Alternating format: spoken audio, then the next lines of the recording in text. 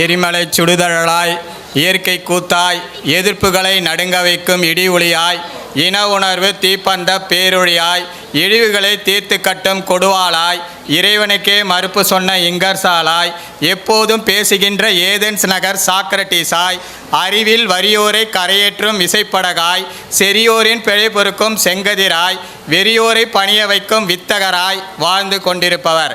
பொன்னிகர் உடலினன் அஞ்சா நெஞ்சினன் அரிமா நடையினன் தங்கம் நிகர்த்த தகவுறு கொள்கையன் சூழ்ச்சியை தகர்த்த தூயரில் தூயவன் தனி உடைமையை சாடியவன் உடைமை பொது என்று உலகிற்கு உணர்த்தியவன் பெண் விடுதலையை பேணியவன் இயற்கை அழகில் இனிதே தோய்ந்தவன் சிந்தனையை வளர்த்தவன் சீர்திருத்தவாதி என்ற சிறப்பை பெற்றவர்.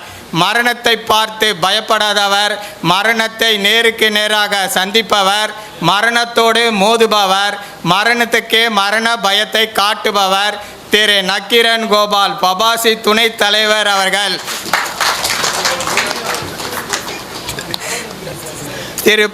திரு நக்கீரன் கோபால் பபாசி துணைத் தலைவர் அவர்கள் என்னுடைய 13வது புத்தகமான சிதைக்கப்பட்ட பழமொழிகள் என்ற புத்தகத்தை வெளியிட்டு எனக்கு பெருமை சேர்த்திருக்கிறார்.